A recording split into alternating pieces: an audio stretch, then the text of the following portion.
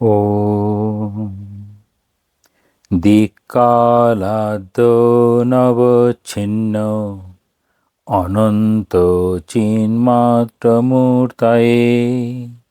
स्वानुभूते कमनाय नमो शान्ताय तेजसे ऋतम् आत्मा परं ब्रह्म सत्यमित्यादिका बुधै कल्पिता व्यवहारार्थं संज्ञातस्य महात्मनः।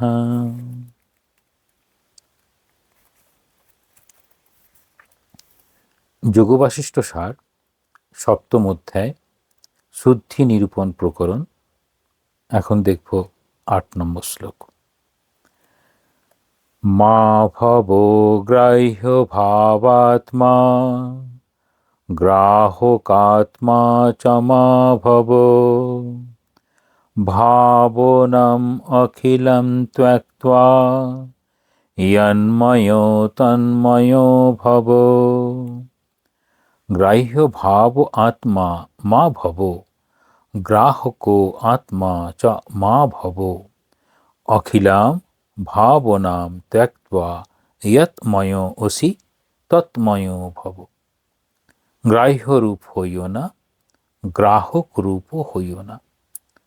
অর্থাৎ গ্রাহকাত্মক যাবতীয় ভাবনা পরিত্যাগপূর্বক তুমি বস্তুত যেভাবে পূর্ণ আছো সেইভাবেই পরিপূর্ণ হও, অর্থাৎ স্বরূপ বা ব্রহ্মরূপ হও। সাধারণ অবস্থায় আমরা এই বিষয়টা খুব ভালো বুঝতে পারবো না যে গ্রাহক আর গ্রাহ্য কিভাবে আমি হই, আর আমি এখান থেকে কিভাবে নিজেকে নির্লিপ্ত রাখতে পারি।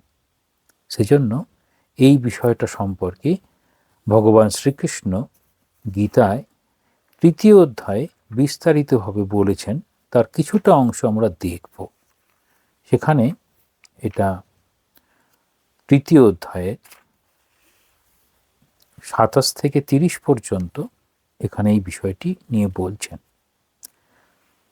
আর এটারই ফুটনোটে স্বামী অপূর্বানন্দজি তিনি বলছেন এই বিষয়টা ঠাকুর যেরকমভাবে, অর্থাৎ শ্রীরামকৃষ্ণ যেরকমভাবে উপস্থাপন করতেন। প্রকৃতের ক্রিয়মাণানি গুণৈ কর্মাণি সর্বশঃ অহংকারো বিমূঢ়াত্মা কর্তাহম ইতি মন্যতে। প্রকৃতির গুণত্রয়, প্রকৃতির গুণত্রয় সত্য রজতম, এই গুণত্রয় এরা কি করে? দেহ আর ইন্দ্রিয় দিয়ে কাজ করে। সাত্ত্বিক, রাজসিক, তামসিক যেমন যেমন ভাব বা সেটির যেমন যেমন একে বলা হয় যার যেরকম অনুপাতে আমাদের মধ্যে রয়েছে সত্ত্বগুণ, রজগুণ, তমগুণ, তার মধ্যে যেটি প্রধান হবে তার ভাগটা বেশি দেখা যাবে, বাকি গুণগুলো দেখা যায়।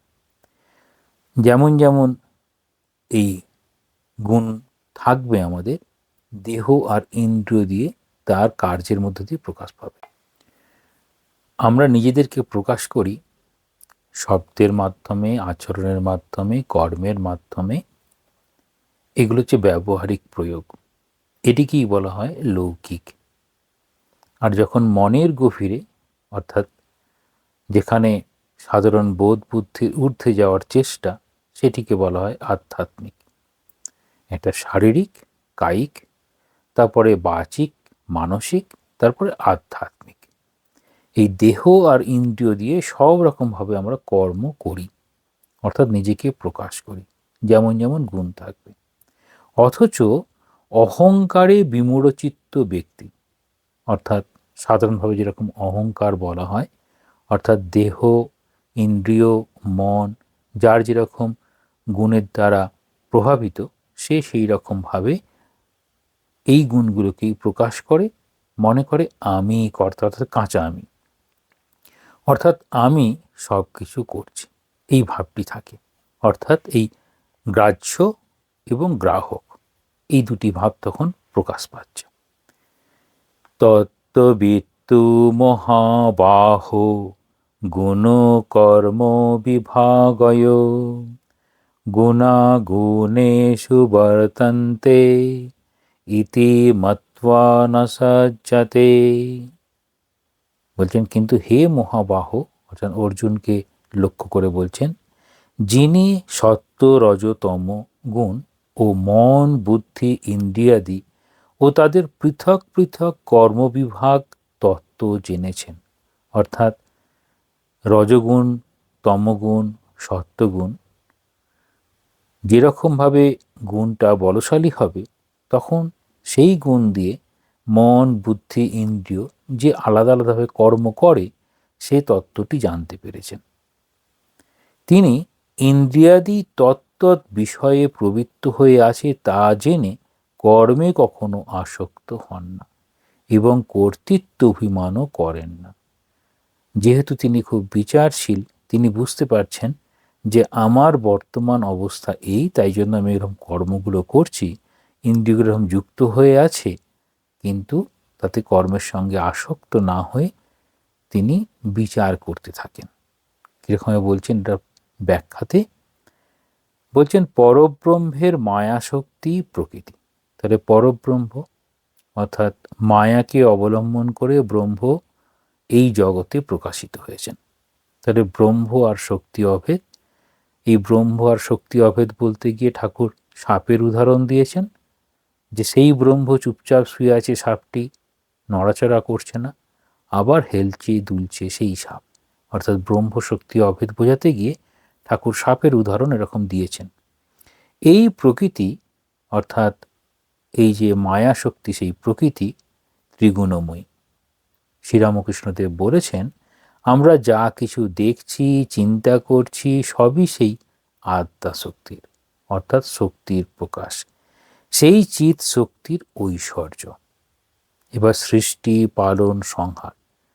তাহলে ব্রহ্ম যখন তার মধ্যেই সৃষ্টি, তার মধ্যেই পালন, তার মধ্যেই সংহার, কিন্তু সাধারণভাবে এটি বোঝার স্বার্থে আমরা মনে করি ব্রহ্মা, বিষ্ণু, মহেশ্বর একজন সৃষ্টি করলেন, আরেকজন পালন করলেন, একজন সংহার করলেন। জীব জগৎ আবার ধ্যান, ধ্যাতা, এই ধ্যান, ধ্যেয়, ধ্যাতা, ভক্তি, প্রেম সব তার ঐশ্বর্য। কিন্তু ব্রহ্ম আর শক্তি অভেদ, কারণ দুটি একসঙ্গে যেন রয়েছে, যেমন বস্তু আর তার গুণ যেন একসঙ্গে রয়েছে। চুম্বক আছে, তার চুম্বকত্ব সেই শক্তি নিয়ে। আদ্যাশক্তি বা মহামায়া জীবের বুদ্ধিকে আবৃত করে রেখেছে। এই যে আবৃত করে রেখেছে, এটি তমগুণের প্রভাব। অবতার লীলা এসব চিৎ শক্তির ঐশ্বর্য। তাহলে ওই যে চিৎ শক্তি, সৎ চিৎ অর্থাৎ জ্ঞানের যে শক্তি, সেই জ্ঞানের শক্তির ঐশ্বর্য হচ্ছে অবতার। যিনি ব্রহ্ম, তিনি আবার রাম, কৃষ্ণ, শিব ইত্যাদি। প্রকৃতির পরিণাম এই জগৎ বৈচিত্র্য। তাহলে প্রকৃতির পরিণাম হচ্ছে, একটাতে একটা পরিবর্তন হচ্ছে, পরিণাম। মন, বুদ্ধি, দেহ, ইন্দ্রিয়াদিও প্রকৃতিরই পরিণাম। এই প্রকৃতিতে অর্থাৎ এই দেহ, মন, ইন্দ্রিয়াদিতে যে আত্মাভিমান, তাই হচ্ছে অহংকার। অজ্ঞান ব্যক্তি মনে করে আমি কর্তা, অর্থাৎ এখানে যেমন গ্রাহ্য আর গ্রাহক, আমি কর্তা এই বোধ থেকে আসছে, এটি কাঁচা আমি। জ্ঞানী জানেন ভগবানই একমাত্র কর্তা। তাহলে এখানে বলছেন, শ্রীরামচন্দ্রকে বলছেন, তুমি কিভাবে অবস্থান করবে? বস্তুত ওই ভাব অর্থাৎ গ্রাহ্য গ্রাহক ভাব পরিত্যাগ করে তুমি যেরকম পূর্ণ অর্থাৎ ব্রহ্মের স্বরূপ, পূর্ণ স্বরূপ, সেরূপ অবস্থান করো। আবার গীতায় এখানে বলা হচ্ছে, পরমহংসদেব বলেছেন, মানুষের মধ্যে দুরকম আমি আছে। ঠাকুর সুন্দরভাবে উদাহরণ দিচ্ছেন, একটা কাঁচা আমি, একটা পাকা আমি। কাঁচা আমি সেটি হচ্ছে বন্ধনের কারণ। তাহলে বন্ধন বলতে কিসের বন্ধন হবে না, যার কাছে এই জগৎটা দুই দুই, তার কাছেই এইটা বন্ধন, অর্থাৎ দেহের বন্ধন, দেহানুবর্তনম। তাহলে দেহানুবর্তন, লোকানুবর্তনম, শাস্ত্রানুবর্তনম, এইরকমভাবে বিবেক চূড়ামণিতে বলা হয়। ঠাকুরের আবার আছে বিত্তেই সোনা, পুত্তই সোনা, এরকমভাবে বলছেন যেটা এ সোনা, বাসনা থেকে যেন বন্ধন। কাঁচা আমি, এটি বন্ধনের কারণ। মুক্ত হবে কবে, কখন এই কাঁচামিটা চলে যাবে? অহং যাবে যবে, যবে এই অহংটা অর্থাৎ কাঁচামিটা চলে যাবে, তখনই আমি বন্ধন মুক্ত। অর্থাৎ গ্রাহ্য গ্রাহক এই বোধের বাইরে চলে গেলে, অর্থাৎ আমি পূর্ণ, আমার কিছু নেওয়ার নেই, কিছু দেওয়ার নেই, এই রকম আমি সবার মধ্যে আছি। অহং তো একেবারে যাবে না, তবে থাক শালা দাস আমি হয়ে। ঠাকুর বলতেন এটা ভক্তের অবস্থা যদি হয়, তাহলে সেখানে বলবো আমি মায়ের দাস। যেমন মহাবীর হনুমান মনে করতেন যে আমি শ্রীরামচন্দ্রের দাস। তাহলে ভক্তিভাবে এটি সহজ হবে যদি তার ইষ্টের দাস হিসাবে ভাবা যায়। আমি ভগবানের দাস, এই বোধ, এতে কোনো ক্ষতি নেই। সমাধি হলে তার সঙ্গে এক হওয়া যায়। এই সমাধি হলে তার সঙ্গে এক হওয়া যায়। তাহলে এখানে দাস আমি, সমাধিতে তাহলে সংকল্প হচ্ছে আমার গুরু ইষ্ট, এরকম সংকল্প, তাতে মন রেখে তাঁর পাদপদ্মে একাত্ম অনুভব করা, এই সমাধি হচ্ছে সবিকল্প সমাধি। তখন আর এই অহং থাকে না। কোন অহং? না কাঁচা আমিটা থাকে না। জ্ঞান হবার পর যদি অহং থাকে, তবে যেন সে বিদ্যার আমি, ভক্তির আমি, দাস আমি। এই যে জ্ঞান লাভ হলো, অর্থাৎ সমাধি হলো, তারপরেও অহং থাকছে, যদি থেকে যায়, সেটি হচ্ছে বিদ্যার আমি, ভক্তির আমি, দাস আমি। তাহলে লোকানুবর্তন, দেহানুবর্তন দুটি প্রধান বন্ধনের কারণ। কিন্তু যদি সেখানে শাস্ত্রানুবর্তন, অর্থাৎ শাস্ত্র পড়ার ইচ্ছে, বিদ্যা লাভ করার ইচ্ছে, ততটি বন্ধনের কারণ হবে না। কিন্তু বলা হয়, স্বামীজি যেমন বলছেন, লোহার শেকলও শেকল, সোনার শেকলও শেকল, অর্থাৎ বন্ধন। শাস্ত্রের এই যে শাস্ত্রানুবর্তনম, সেটিও কিন্তু বন্ধন। যে কারণে ঠাকুরের ক্ষেত্রে দেখা যায় জীবন দিয়ে সমস্ত বাসনার ঊর্ধ্বে তিনি কিভাবে গিয়েছিলেন। যখন আমরা এই বিবেক চূড়ামণিটা দেখব, তখন ওটি বলা হবে। সে অবিদ্যার আমি নয়, সে পাকা আমি। উদাহরণ দিচ্ছেন, কয়েকজনের নাম বলছেন, প্রহ্লাদ, নারদ, হনুমান। এরা সমাধির পর ভক্তি রেখেছিলেন। শঙ্করাচার্য বিদ্যার আমি রেখেছিলেন। তাহলে এইসব কেন রেখেছিলেন? না বিশেষ তাদের কাজ ছিল, সেই জন্য রেখেছিলেন। প্রহ্লাদ, নারদ, হনুমান, শঙ্কর, এরা সকলেই আধিকারিক পুরুষ। তারা বলছেন আধিকারিক পুরুষ শ্রী ভগবানের বিশেষ শক্তি নিয়ে লোক কল্যাণার্থ দেহ ধারণ করেছিলেন। বলে একটি বড় জিনিস বলছেন, সেটি কর্ম করলেই কর্মযোগী হয় না। আমরা অনেক সময় মনে করি আমরা কর্ম করছি, হয়তো সেটি কর্মযোগ না। যদি সেখানে এই যে কর্তৃত্ব অভিমান ও আসক্তি বর্জন করে কর্ম করলেই তবে তা কর্মযোগ। তাহলে কোন দুটো জিনিস থাকবে না? একটা কর্তৃত্বের অভিমান আর একটি আসক্তি। এই দুটি যদি না থাকে, তাহলে সেই কর্মটি কর্মযোগ। ঠিক একই রকমভাবে ঠাকুর স্বামীজির কাজ করছি কি করে বুঝবো? না ঠাকুর স্বামীজির কাজ করার মাধ্যমে যদি ঠাকুর স্বামীজিকেই প্রকাশ করা হয়, নিজেকে যদি প্রচ্ছন্ন রাখা যায়, তাহলে ঠিক ঠিক ঠাকুর স্বামীজির কাজ। কর্মযোগী ও জ্ঞানীর গন্তব্যস্থান এবং প্রাপ্তব্য বস্তু এক। তবে এখানে বলছেন কর্মযোগী যে জ্ঞান লাভ করেন, জ্ঞানীও সেই জ্ঞান লাভ করেন। কি করেন? এই যে কর্তৃত্ব অভিমান এবং আসক্তি, এই দুটি বর্জন হয়ে যায়, অর্থাৎ বাসনা চলে যায়, তখন তারা স্বরূপের জ্ঞান লাভ করেন। তারপর বলছেন শ্রীমদ্ ভগবদ্ গীতা 3 অধ্যায় 29 নম্বর শ্লোক, প্রকৃতের গুণ সম্মূঢ়া সজ্জন্তে গুণকর্মসু তান কৃষ্ণ বিদ মন্দান কৃষ্ণ ভিন্ন বিচালয়ে। এখানে কিরকম হয়? যারা প্রকৃতির গুণের দ্বারা বিমোহিত চিত্ত, তারা দেহ ইন্দ্রিয়াদির কর্মে আসক্ত হন, অর্থাৎ আমিই করছি এবং এর ফল ভোগও আমি করব, এরূপ মনে করে কর্মে বিশেষভাবে আসক্ত হন। সাধারণ মানুষের কথা বলছেন, যারা এই চিন্তা বিচার থেকে দূরে থাকেন, কেবলমাত্র বাস্তব জগতে বাস্তব চাওয়া পাওয়াটাকেই সামনে রাখেন, তাদের কথা বলছেন যে সেখানে কাঁচা আমি কীরকমভাবে থাকে। ঠিক বিপরীতভাবে যখন জ্ঞানী করবেন কীরকম, জ্ঞানীগণ এই মন্দবুদ্ধি ব্যক্তিদের কর্ম হতে বিচলিত করবেন না। যারা ঠিক ঠিক জ্ঞানী, তারা সেই কর্ম থেকে বিচলিত হতে দেবেন না। কেন না, কর্ম থেকে বিচলিত হলে তাহলে তমগুণ এসে আশ্রয় নেবে। অর্থাৎ তাদের কর্মত্যাগের উপদেশ যেন না দেন, কারণ ওইরূপ উপদেশের ফলে কতকগুলি নিষ্কর্মা লোকের সৃষ্টি হবে, যারা সমাজকে বিব্রত করবে। তাহলে অলস ব্যক্তি তৈরি হবে। স্বামীজি বলছেন, এই অলস মস্তিষ্ক শয়তানের কারখানা। মানে তখন আরও তমগুণের পরের স্টেপটা শুরু হয়ে যাবে। তাহলে সেখানে কি হবে? তমগুণ কি? অন্ধকারময়। সেখানে যত এই নেগেটিভ অ্যাপ্রোচ, সেগুলো সব শুরু হয়ে যাবে। কিন্তু যারা ঠিকভাবে ঈশ্বরী কর্তা, এই পাকা আমের দিকে যাওয়ার চেষ্টা করছেন, তাদের অবস্থা কি হবে? পরের শ্লোকে বলছেন, মই সর্বাণি কর্মাণি সন্ন্যস্যাত্মাত্মচেতসা নিরাশীর নির্মম ভূত্বা যুদ্ধস্য বিগত জরঃ। ঈশ্বরই কর্তা। তাহলে এখানে গুরু ইষ্ট ধরে নিয়ে তিনিই কর্তা, তিনি যেমন করাবেন। মহাবীর হনুমানের মতো শ্রীরামচন্দ্রই তার কর্তা।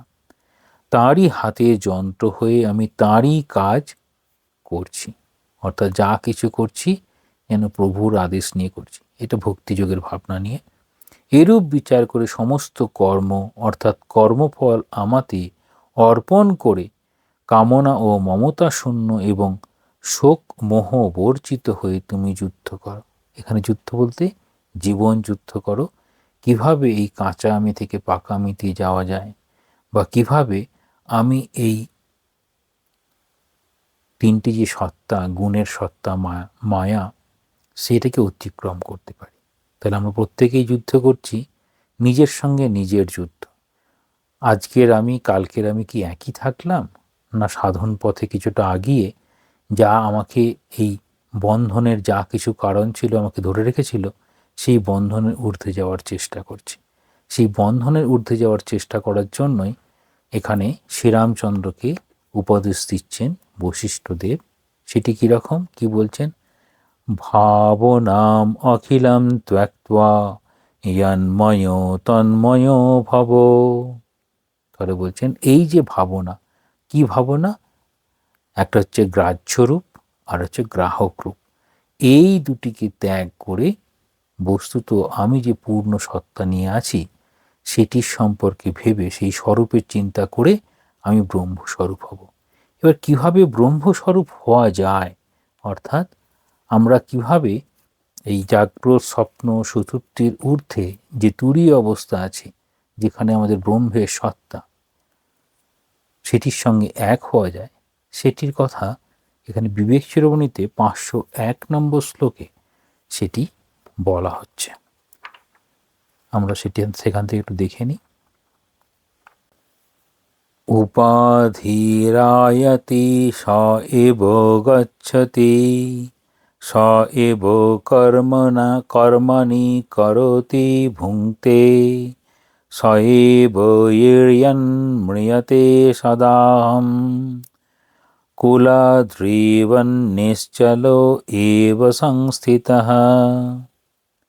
বলছেন এই যে স্থূল সূক্ষ্ম কারণ শরীর, তাহলে স্থূল শরীর অন্নময় কোষ, সূক্ষ্ম শরীর প্রাণময়, মনোময়, বিজ্ঞানময়, কারণ শরীর আনন্দময়। এই তিনটি শরীর রূপ উপাধি আসে, আবার সেই দেহই প্রারব্ধ ক্ষয় হলে চলে যায়। তাহলে আমাদের যেমন যেমন প্রারব্ধ ক্ষয় হবে, চলে যাবে। কখন চলে যাবে পুরো প্রারব্ধ? যখন আর আমাদের জন্ম হবে না, ব্রহ্মজ্ঞান লাভ করার পরে এটি হয়। তা নইলে এই প্রারব্ধ, এই জীবনটা চলে যায়, আবার পরবর্তী জীবন ধারণ, সেখানে আবার যত কর্মের সমষ্টি, কর্মফলের সমষ্টি সব সূক্ষ্মাকারে যুক্ত হয়ে পরবর্তী জন্ম নিয়ে আমাদের পথ চলা শুরু হয়। সেই দেহই জীর্ণ হয়ে মৃত্যু মুখে পতিত হয়। কিন্তু আমি কিন্তু মেরু পর্বতের মতো স্থির নিশ্চলভাবে সদা অবস্থান করি। তাহলে কি বলছেন? আমি কীরকম এখানে অবস্থান করছি? এটি হচ্ছে শুদ্ধ চৈতন্য স্বরূপ। আমার শুদ্ধ চৈতন্য হচ্ছে মেরু পর্বতের মতো স্থির। তাহলে প্রাজ্ঞ চৈতন্য, ঈশ্বর চৈতন্য এবং শুদ্ধ চৈতন্য। এখানে শুদ্ধ চৈতন্যের কথা বলা হচ্ছে। কি বলছেন এখানে ব্যাখ্যায়? এখানে উপাধি বলতে দেহকে বোঝাচ্ছেন। তাহলে দেহ হচ্ছে একটি উপাধি। কার উপাধি? না আমাদের এই জীবাত্মার উপাধি রূপে। আমাদের 3 রকমের শরীর আছে, স্থূল, সূক্ষ্ম, কারণ শরীর। তারপর তুরীয় অবস্থা। তুরীয় অবস্থা হচ্ছে শুদ্ধ চৈতন্য। তার ঠিক আগে কারণ অবস্থা। এই কারণ অবস্থাকে আনন্দময় কোষ বলা হয়। এই অবস্থায় মায়ার সঙ্গে সম্বন্ধটা খুব ক্ষীণ থাকে। তারা বলছেন এই সাধারণ আনন্দ, যা আমাদের বিষয়ানন্দের থেকেও ভজনানন্দে আরও আনন্দ হয়, আর তারপরে হচ্ছে ব্রহ্মানন্দ, সেই আনন্দের কথা আর মুখে বলা সম্ভব হয় না। সুষুপ্তির সময় আমরা ওই কারণ শরীরে চলে যাই। এই যে সুষুপ্তির সময় আমরা কারণ শরীরে চলে যাই, সেটি কীরকম হয়? না যে কারণটি আমরা বর্তমান জন্মে যা কিছু কর্মসমষ্টি তার প্রারব্ধ রূপে পরবর্তী জন্মে যখন যায়, সেই অবস্থায় চলে যায়। অর্থাৎ এই কারণ শরীরটাই হচ্ছে আমাদের যেন সংস্কারের সংক্ষিপ্ত রূপ। তার আগে আছে সূক্ষ্ম শরীর। যেমন আমাদের স্থূল শরীর, সেই রকম একটা সূক্ষ্ম শরীর আমাদের আছে। অস্পষ্ট যেন রেখা শরীর। এই যে সূক্ষ্ম শরীর আমাদের আছে, অস্পষ্ট রেখা শরীর কীরকম? যা আমাদের এই মৃত্যুর পরে এই দেহটা থেকে যায়। এই দেহটা হচ্ছে অন্নময় কোষ, এটি হচ্ছে স্থূল শরীর। আর সূক্ষ্ম শরীর যে এই দেহটাকে নিয়ে যে কর্মগুলো করছিল, মন, বুদ্ধি, প্রাণ শক্তি, এসব নিয়ে কর্ম করছিল। আমাদের শাস্ত্রে বলে বায়ুভূত শরীর।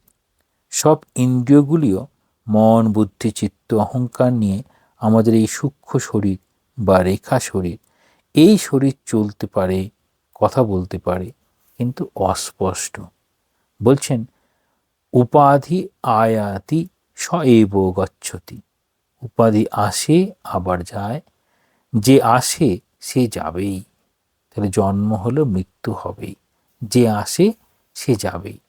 এটা কীরকম? তাহলে আমাদের যা কিছু উদ্ভব হচ্ছে সব চলে যাবে, ঠিক সেরকম আত্মার উপর স্থূল, সূক্ষ্ম, কারণ শরীর, এই উপাধিগুলো আসছে আর যাচ্ছে।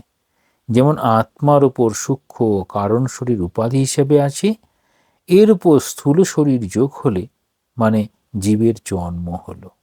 তাহলে এরকমভাবে বলছেন। পরের দিকে আমরা একটু চলে আসি। আমি যদি বুঝি আমি নিত্য শুদ্ধ বুদ্ধ মুক্ত আত্মা, যেটি এখানে যোগবাসসারে বলা হচ্ছে যে এরকম বুঝতে হবে, বোঝার চেষ্টা করতে হবে তুমি সেই শুদ্ধ স্বরূপ, তখন আমার ভালো কাজও নেই, মন্দ কাজও নেই। কিন্তু যিনি ব্রহ্মজ্ঞ পুরুষ, তার উপস্থিতি থেকেই সকলের জন্য কল্যাণ কামনা, আশীর্বাদ এসব যেন বিচ্ছুরিত হতে থাকে। এরকম বলেন সর্বে সুখিনা ভবন্তি। তাকে আবার ত্রাণ কার্য করে লোকের কল্যাণ করতে হয় না। তাহলে কীরকম হয়? আমরা যে লোকের কল্যাণের জন্য এই বিভিন্ন ত্রাণ কার্য করছি, শিক্ষা দিচ্ছি, এইসব বলছেন তার সেটি প্রয়োজন হয় না। তিনি তার অবস্থানটাই সকলের মনে শান্তি দিতে পারে, জ্ঞান দিতে পারে, এইরকম। মা কশ্চিৎ দুঃখম আপনুয়াত। বসন্ত বাতাস যেমন নিজে বয়ে যায় সকলকে আরাম দেবার জন্যে, আমি এদের কল্যাণ ইচ্ছে, মানে তেমনি এদের যে কল্যাণ ইচ্ছে, অর্থাৎ যিনি এই জায়গায় পৌঁছেছেন তারা সকলের হিতের জন্য কাজ করেন।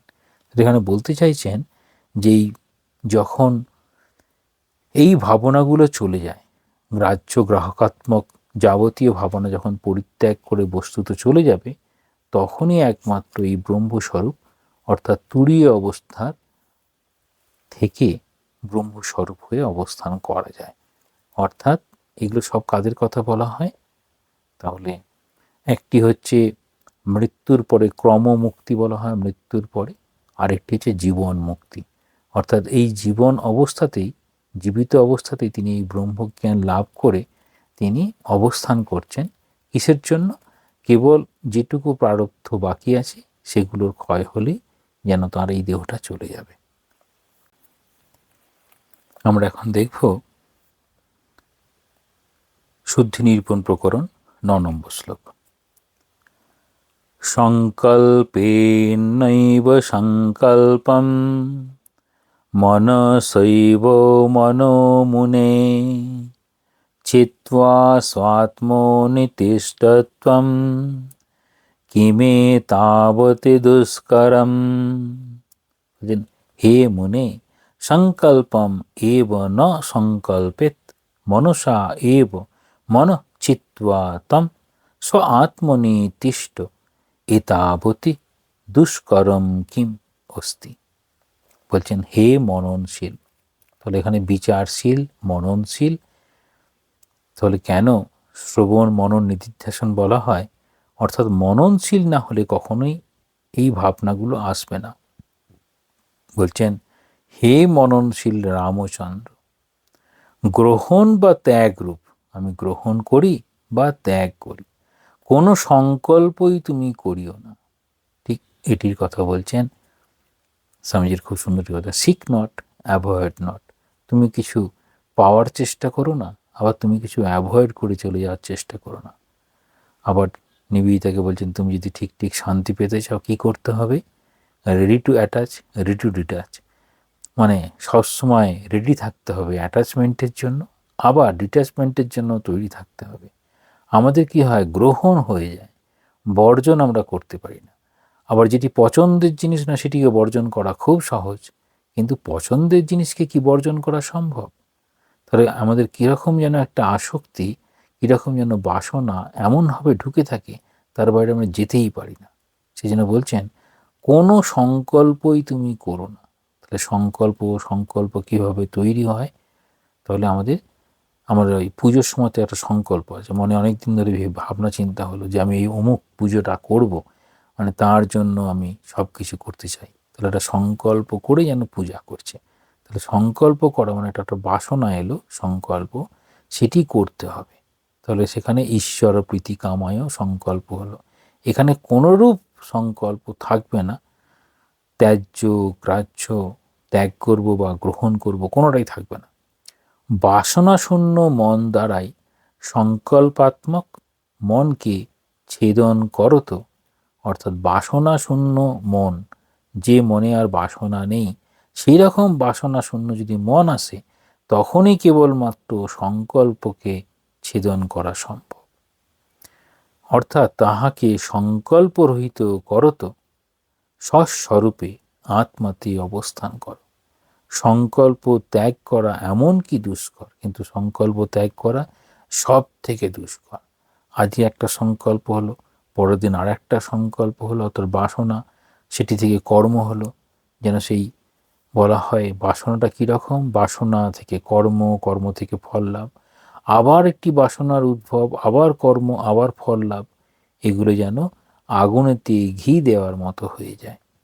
অর্থাৎ ইহা অতি অনায়াস সাধ্য, ইহাই ভাবার্থ।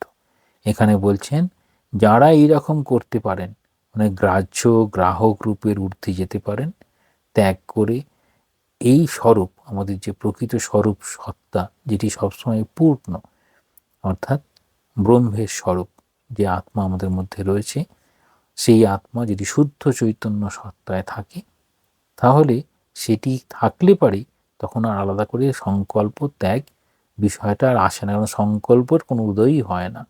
বলছেন এটা তাহলে কি আমাদের কি দেখতে হবে? যে কিভাবে বাসনাগুলো আসে, কিভাবে বাসনা শূন্য হওয়া যায়, শ্রীরামকৃষ্ণ কিভাবে বাসনা শূন্যের অবস্থান বলছেন। আমরা বিবেক শিরোমণির 270 থেকে 277 পর্যন্ত দীর্ঘ আলোচনা আছে। এই দীর্ঘ আলোচনার অল্প বিস্তর আমরা দেখে নেব, তাহলে আমাদের সুবিধা হবে। আর আপনারা যারা শুনছেন তারা প্রত্যেকে একটু যদি দেখে নিতে পারেন তাহলে খুব ভালো। প্রথমেই বলা হয় 3টি বিষয়, সেটি বিবেকচরণী মতে লোকানুবর্তনম, দেহানুবর্তনম, শাস্ত্রানুবর্তনম। এটি 270 নম্বর শ্লোকে বলছেন। এই তিনটি বিষয় থাকে। তবে কি বিষয়টা কি? প্রথমে লোককে খুশি করার ইচ্ছে, লোকানুবর্তনম।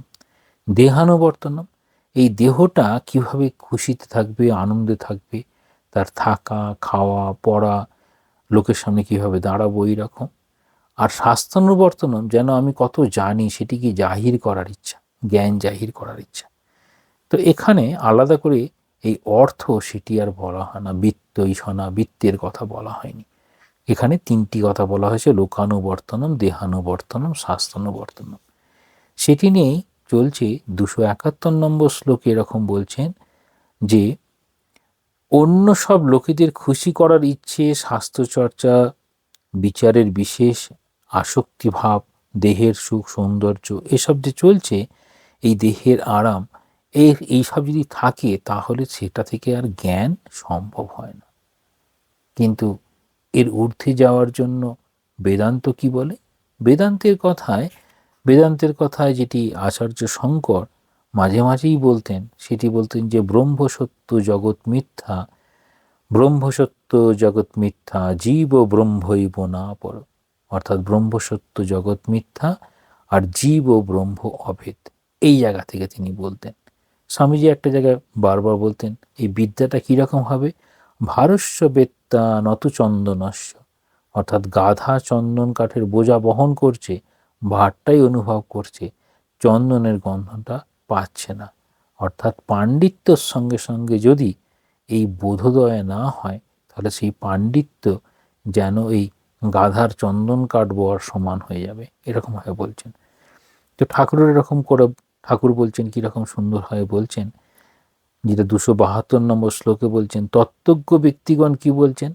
যে সংসার রূপ কারাগৃহ থেকে মুক্তি অভিলাষী ব্যক্তির পক্ষে এই তিনটি বাসনা, অর্থাৎ এই লোকানুবর্তনম, শাস্ত্রানুবর্তনম, দেহানুবর্তনম, এই তিনটি, সেটি যেন পায়ে শেকলের মতো বেঁধে রেখেছে। এর থেকে জীবনটা মুক্তি লাভ করা খুবই কঠিন। এর ব্যাখ্যাকালে ঠাকুরের একটি কথার উদাহরণ দিয়েছেন মহারাজ, যে মাছ ঘুনির মধ্যে বাধা পড়েছে, বেরোতে পারছে না। তাহলে মাছ ঘুনির মধ্যে বাধা পড়েছে, বেরোতে পারছে না, সেটিকেই বলছেন সংসার ও কারাগৃহ মোক্ষম ইচ্ছ। এই সংসার কারাগার থেকে যে মুক্তি পেতে চায় সে কি করবে? তাহলে যেন এরকম বাধা পড়ে গেছে, সে কি করবে না? সে চাইবে এই যে তিনটি বাসনা ছিল, সেই বাসনার বাইরে যাওয়ার চেষ্টা করবে। তাহলে বলছেন সংসার কারা গৃহমোক্ষম ইচ্ছ অয়ময়ম পাদ নিবদ্ধ শৃঙ্খলম। এই সংসার থেকে মুক্তির ইচ্ছা কারো মনে যদি জাগে, তাহলে সে প্রথমেই অনুভব করবে যে সে এগুলো দিয়ে যেন লোহার শিকলে তার পাটা বাঁধা রয়েছে। তাহলে পাটা বাঁধা রয়েছে, সেটা করবে কি করে? তখন আমরা দেখব ঠাকুরের জীবন, তিনি বলছেন তো, তার জীবন বাণী শিক্ষা আমাদেরকে যেমন শিক্ষা দেয়। ঠাকুরের জীবনে আমরা কি দেখি? লোকানুবর্তনম একদম নেই, কারোর কোনো কথার ধার ধারেন না, নিজের মতটাই তিনি বলেন। আবার কেউ যদি বলেন হ্যাঁ আপনাকে অমুক এই বলেছে, আচ্ছা তাই নাকি, এরকমভাবে বলতেন। আর দেহানুবর্তনম তো একবারই নেই। এখানে বলছেন পরনের কাপড়েরই ঠিক নেই, তার আবার দেহানুবর্তনম কি করে হবে? শাস্ত্রানুবর্তনম, সে তার থাকার কোনো কথাই নেই। কীরকম? শাস্ত্র না পড়ে তিনি শাস্ত্রের ব্যাখ্যা দিচ্ছেন। শাস্ত্রে কি বলছে? ঠাকুর একদিন স্বামী তুরীয়ানন্দজিকে বলেছিলেন, কি কথা? তোর বেদান্তে কি আছে? ব্রহ্মসত্য জগৎ মিথ্যা, এই রকম। তাই জন্য ঠাকুরের জীবনটাই হচ্ছে শাস্ত্রের প্রমাণ। ঠাকুর এই তিনটি জিনিস দেখাচ্ছেন, যে সত্যিকারের বাসনার ঊর্ধ্বে যেতে গেলে যা যা করতে হয়, ঠাকুরের জীবন দেখে আমরা সেটি পাই। আমরা যদি 273 নম্বর শ্লোককে কীরকম বলছেন, একটা উদাহরণ দিচ্ছেন।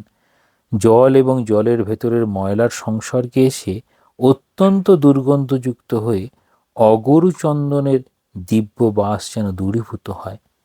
ভালো করে ঘর্ষণ করলে ওই বহিরাগত দুর্গন্ধ চলে যায় এবং চন্দনের দিব্য গন্ধ প্রকাশ পায়।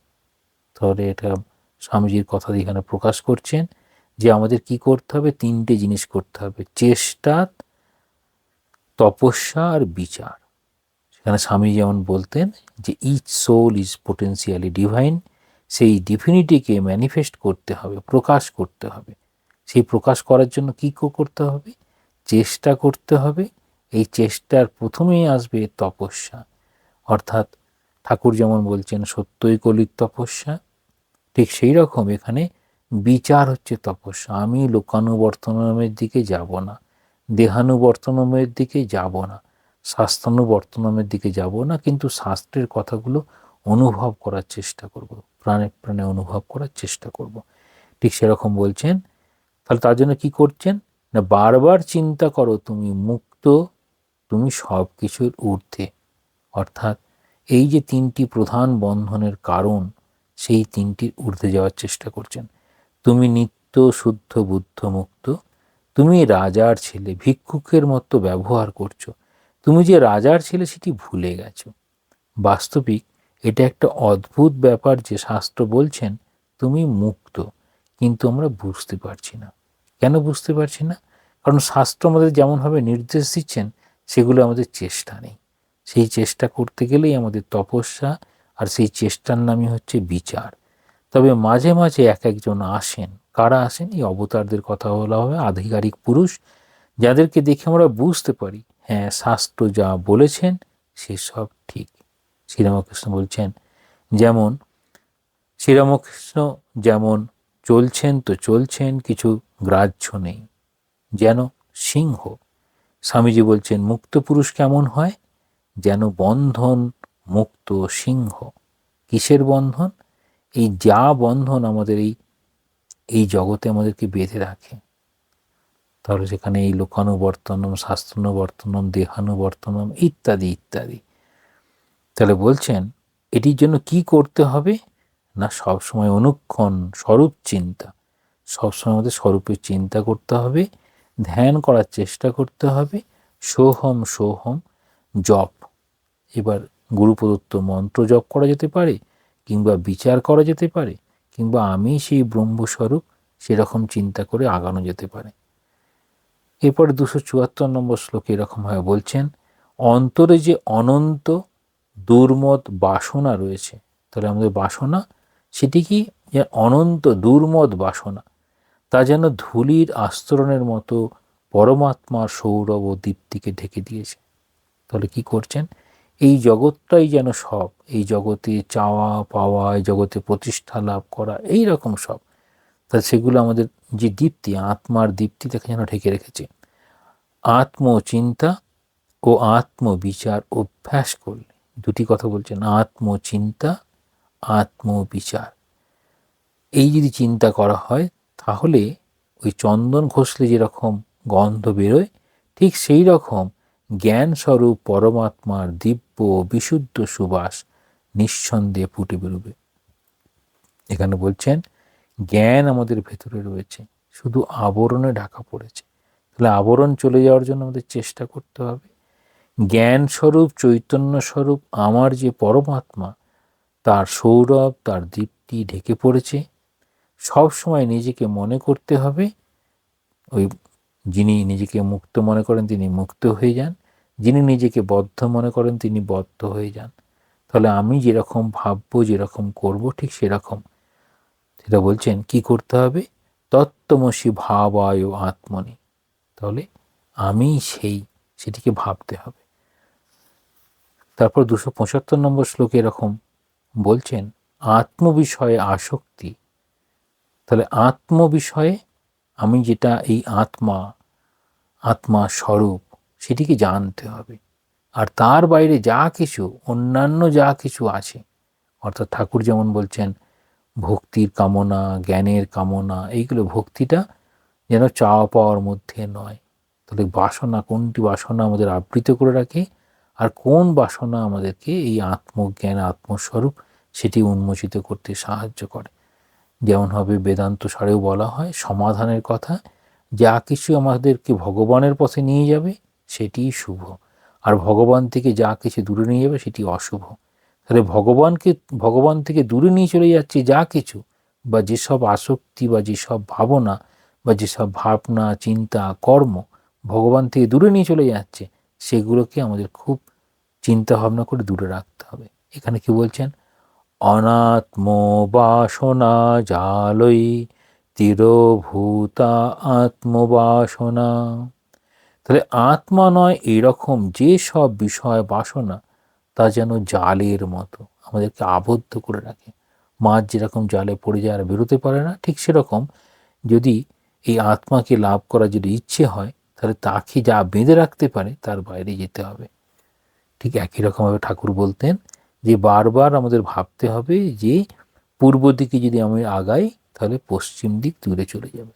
অর্থাৎ ঈশ্বরে যদি অনুরাগ হয়, তাহলে তার পাশাপাশি বিষয়ে বিরাগ একই সাথে চলতে থাকবে। যে কারণে স্বামীজি বলছেন God and mammon can not be worship together. তাহলে একদিকে আমি ঐশ্বর্যের পূজারী হব, একদিকে ভগবানের পূজারী হব, সেটি সম্ভব নয়। তারপরে 276 নম্বর শ্লোক এরকম বলছেন, মন যেমন যেমন সাক্ষী স্বরূপ প্রত্যক আত্মা। তাহলে সাক্ষী স্বরূপ, সাক্ষী চৈতন্য স্বরূপ প্রত্যক আত্মাকে অনুভব করে, সেরকম সেরকম বাইরের বিষয়ের প্রতি আকর্ষণ বা তার জন্য বাসনা চলে যায়। তাহলে আমার যেরকম ভাবনা চিন্তা কর্ম যেরকম যে অভিমুখে যাবে, তার বিপরীত অভিমুখে চলে যাবে। তাহলে আমাদের কি করা উচিত? সবসময় ভাবতে হবে তাহলে একটা হচ্ছে উদ্দেশ্য, একটি উপায়, একটি কর্মপদ্ধতি। তাহলে উদ্দেশ্য যদি ভগবান লাভ হয় বা উদ্দেশ্য যদি এই শুদ্ধ ব্রহ্ম এরকম চিন্তা করি, বা আমি বাসনার ঊর্ধ্বে যাওয়ার জন্য যদি চেষ্টা করি, তাহলে আমার কি কি করতে হবে ঠিক সেরকম বলছেন। উদ্দেশ্য উপায় হলো, কর্মপদ্ধতি বলছেন যেমন যেমন মনটা এই সাক্ষী স্বরূপ প্রত্যগাত্মাকে অনুভব করবে, তাহলে সেই রকমভাবে এই বাইরের বিষয়গুলো থেকে আকর্ষণ কমে যাবে। এই সব বাসনার নিঃশেষে নাশ হলে আত্মস্বরূপ অনুভব করার আর কোনো প্রতিবন্ধক থাকে না। তাহলে বলছেন যথা যথা প্রত্যক অবস্থিত মন তথা তথা মুঞ্চতি বাহ্য বাসনাম। তাহলে তোমার মধ্যে প্রত্যেক অর্থাৎ সাক্ষী স্বরূপ আত্মা সব সময় রয়েছেন। মন যতটা যতটা সেই সাক্ষী স্বরূপ আত্মায় স্থির হবে, তাকে বুঝতে পারবে, তথা তথা মুঞ্চতি বাহ্য বাসনাম, অর্থাৎ বাইরের বস্তুর প্রতি আকর্ষণ ততটাই কমে যাবে। তাহলে বাইরের জগতের প্রতি আকর্ষণ এবং অন্তর্জগতের প্রতি আকর্ষণ। তাহলে অন্তর্জগতের প্রতি যদি আকর্ষণ বাড়ে, তার অর্থই হচ্ছে ভগবানের দিকে বেশি মন গিয়েছে। ঠাকুর কি বলছেন? মন ধোপাবাড়ির কাপড়, যে রঙে ছোপাবে সেই রং ধরবে। মনটাকে রাঙিয়ে নিতে হবে, বিষয়ের রঙে নয়, আত্মচিন্তা অর্থাৎ শুদ্ধ ভাবনা দিয়ে সেই রঙে রাঙিয়ে নেব। যতটা রাঙাবো ততটাই বাইরের বাসনা মন থেকে ত্যাগ হয়ে যাবে। তাহলে বাসনার ঊর্ধ্বে কীভাবে যাওয়া যায়? শেষে 277 নম্বর এরকম বলছেন, যোগী অর্থাৎ যিনি যুক্তাত্মা, কার সঙ্গে যোগ আছে না, যিনি সবসময় আত্মার সঙ্গে নিজেকে যোগ রাখতে পেরেছেন। যোগীর অর্থাৎ যিনি যুক্তাত্মা, তার মন সর্বদা আত্মাতেই অবস্থান করে বলে নিষ্ক্রিয় হয়ে যায়। তাহলে কর্ম তার কমে যাবে। ঠাকুর বলছেন যে ঈশ্বরের কাছে প্রার্থনা করতে হয় যেন কর্ম কমে যায়, আর এর ফলস্বরূপ সমস্ত বাসনারও ক্ষয় হয়। নিজের স্বরূপের উপর দেহাদিতে অহং বুদ্ধিরূপ যে অধ্যাস আরোপ করেছ, তার অপসারণ হয়। তারা বলছেন মন নশ্যতি যোগিনা, যারা যোগী আত্মার সঙ্গে সর্বদা যুক্ত, তাদের মনের নাশ হয়ে যায়, অর্থাৎ বাসনার ঊর্ধ্বে চলে যায়। তাহলে সেটা বলছেন যে এই সংকল্প বাসনা, এটা ত্যাগ গ্রহণ বা ত্যাগরূপ কোনো সংকল্প, এর ঊর্ধ্বে যেতে হবে। সংকল্প ত্যাগ করা কি খুব কঠিন? না, সংকল্প ত্যাগ করা বাইরের সংকল্প বাহ্য বিষয় থেকে নিজেকে দূরে সরিয়ে রাখতে হবে। তাহলে সত্যিকারে যদি আমরা ভগবান লাভ করতে চাই, যদি আমরা আত্মচিন্তায় বিভোর হতে চাই, সমস্ত বাসনার ঊর্ধ্বে যদি যেতে চাই, তাহলে আমাদের কি করতে হবে না, বাহ্যিক যা কিছু সংকল্প তার ঊর্ধ্বে যেতে হবে। তাহলে আরেকবার দেখে নিই 8 আর 9 এই দুটি শ্লোকে কি বলা হচ্ছে? মা ভব গ্রাহ্য ভাবাত্মা গ্রাহকাত্মা চ মা ভব ভাবনম অখিলম ত্যক্ত্বা যন্ময়ো তন্ময়ো ভব। গ্রাহ্যরূপ হইও না, গ্রাহক রূপ হইও না, গ্রাহ্য গ্রাহকাত্মক যাবতীয় ভাবনা পরিত্যাগ পূর্বক তুমি বস্তুত যেভাবে পূর্ণ আছো সেইভাবেই পরিপূর্ণ হও, অর্থাৎ স্বরূপ বা ব্রহ্মরূপ হও। অর্থাৎ সংসারে থেকে ভালো মন্দ কোনোটাই আমাকে প্রভাবিত করতে পারবে না। ভালো মন্দ বিচার করে তাহলে আমরা কি করব? প্রথমে হচ্ছে শুভ কর্ম করে শরীর মনকে শুদ্ধ করে এগুলো আগানোর পথ। যখন সেখানে পৌঁছে যায়, কেন অদ্বৈত বেদান্ত মতে জ্ঞান লাভের পরে তখন সেখানে পাপ পুণ্য ভালো মন্দ সব ঊর্ধ্বে চলে যায়। তার আগে পর্যন্ত যা কিছু ভগবান লাভে সাহায্য করে তাই ভালো। তাহলে এখানে কি হচ্ছে? আমাদের স্বরূপ সেটি হচ্ছে ব্রহ্মরূপ। এই স্বরূপ বা আমাদের পূর্ণ অবস্থা, তাহলে কীরকম বলা হয়? তিনি নিত্য শুদ্ধ বুদ্ধ মুক্ত, এইরকম। তাহলে এই নিত্য শুদ্ধ বুদ্ধ মুক্ত শুদ্ধ চৈতন্য স্বরূপ আমাদের ব্রহ্মের স্বরূপ, যে স্বরূপ, সেই স্বরূপের জন্য আমরা কখনো এই গ্রাহ্য গ্রাহরূপ হব না, তার ঊর্ধ্বে যাব।